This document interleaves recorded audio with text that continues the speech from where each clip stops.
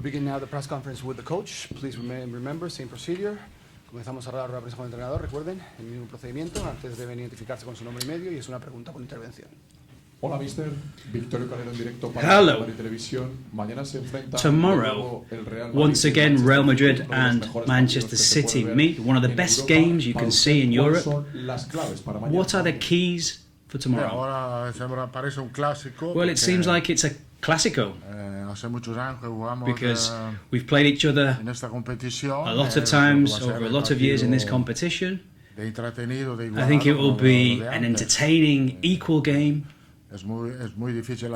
It's difficult to predict what's going to happen in this game because it depends a lot, or will depend a lot, on the attitude, the quality, and the confidence and the personality of the teams. It's such a high-level game that you have to come up with the best version of yourselves in every aspect, not just one aspect alone.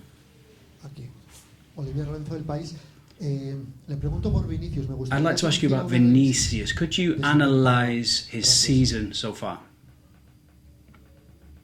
Well, Vinicius, I think his season has been a good one, bearing in mind that he's had a couple of injuries that haven't allowed him to have that continuity, but I think he's scored 17 goals, he's given a lot of assistance or assists, he's been a determining factor in many games. Also, he's lacked that continuity, which these injuries have stopped him from having. It's become a classic game, a derby, a classico. This time we play in winter. I wanted to know who is better in form at the moment. City have struggled this season. Madrid haven't been great in the Champions League. In terms of being in form, that's not that indicative because I think whether you're in form or not, you have your own opinion on that. City are one of the best teams in Europe.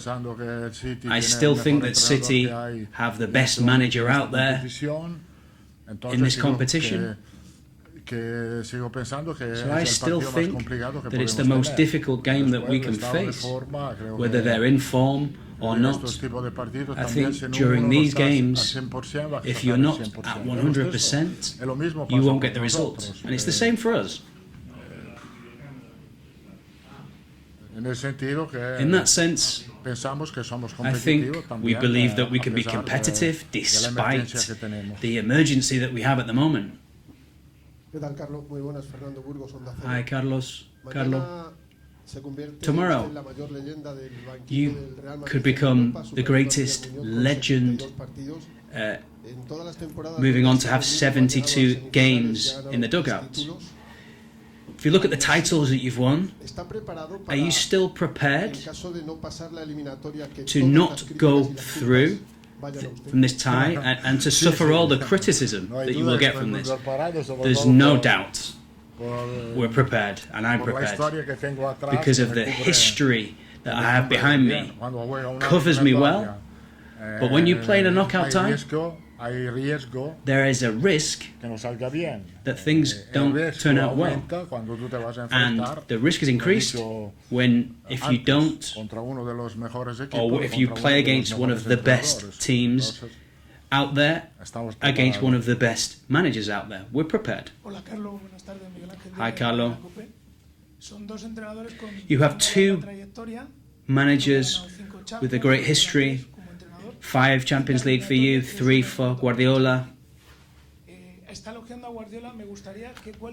What qualities do you see in Guardiola that you would like to have for yourself? And what virtues would Pep do well to have from you? What I can say about Guardiola is that He's always tried to play well. He's brought a great deal to football in terms of the attacking play, having possession of the ball, the way he brings the ball out from the back. He has been and continues to be an innovator in football. I have huge respect for him because I still believe that he's one of the best, if not the best. All the times that we faced each other is a nightmare for me when it comes to preparing games, because he always has ideas that make you think. ¿Qué tal, Carlos? Miguel Ángel, en directo para Radio Marca. This morning, many questions for Guardiola and Ruben Dias about Vinicius and the Ballon d'Or. I wanted to ask you whether Vinicius, after he didn't win the Ballon d'Or, does he have anxiety to want to do more, to prove, for example, the other day in the derby when you told us that he kind of moved more into the centre to have more contact with the ball? Do you feel that he's more anxious? No, I don't see him anxious. I see him well, you know, I don't think he's at 100%, but he's very close to that. I think in the second half of the game against Atletico Madrid, he made the difference because he was a nightmare on the left for the opponents. He was very close to his top level, and I think he can get there tomorrow without doubt. He's motivated. And he's really looking forward to playing tomorrow. Carlo, I wonder if I might ask you a question in English. This match against Manchester City, a team you've played a lot in the last few years, is it the great rivalry of this current era of the Champions League?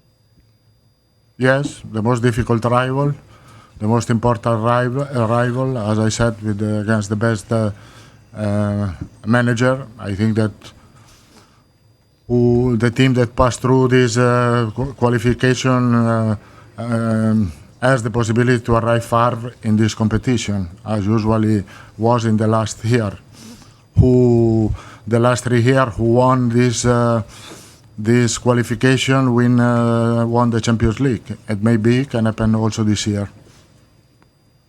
Hola, Carlos. Rubén Cañizares de ABC. Estas, sobre todo, 2 últimas semanas. In the last couple of weeks, pieces of the defence have started to fall, players have been out. I wondered what you were thinking about even playing Jacobo tomorrow. Asensio, we've also looked at Valverde and the options in defence. Why at no point, when we talk about Jesus Vallejo, what's happened with Jesus Vallejo? Nothing's wrong with Vallejo. He's training with us, he's informed, but his contract was coming to an end, so we decided to give the opportunity to other young players. Today, we've found out about the team talk that you gave at the end of the Champions League. Is it very difficult and is it very intense? Was Carlo Ancelotti very intense with his players? I'm not hard on my players, I'm intense. I had that idea during that team talk. At the half-time periods, I explained what I wanted from my players. Carlo, what are you? Sorry.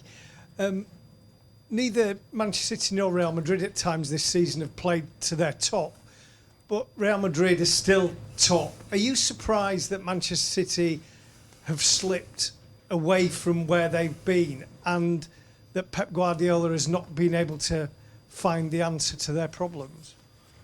I'm surprised. Of course, I'm surprised. They had a period where for them was difficult to move on, to pass through the difficulties, the injuries, and they lost point. But now the team that I saw in the last 2 or 3 games is a good team, really competitive team, as usual. I have a doubt to think that Man City is not so strong. Man City is really strong with fantastic player and, as I said, with a fantastic manager. ¿Qué tal, Mr. Hugo Ramírez para Televisa Univisión?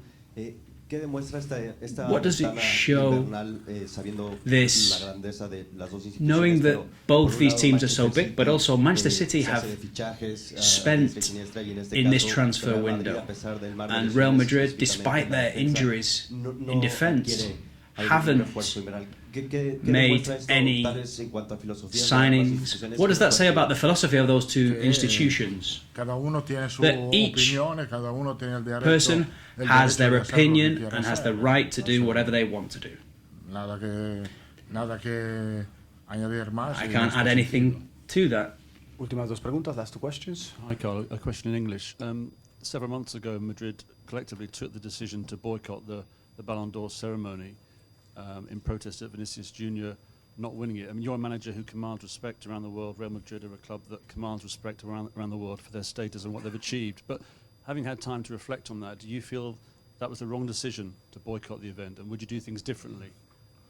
I don't think it was a wrong decision. It was a decision. We didn't want to participate because we thought that Vinicius was the winner of the Ballon d'Or, and this doesn't mean that we have no respect of Rodri that won the Ballon d'Or, and because he's a fantastic player. But I think we thought, and I thought, that Rodrigo deserved to win the year before.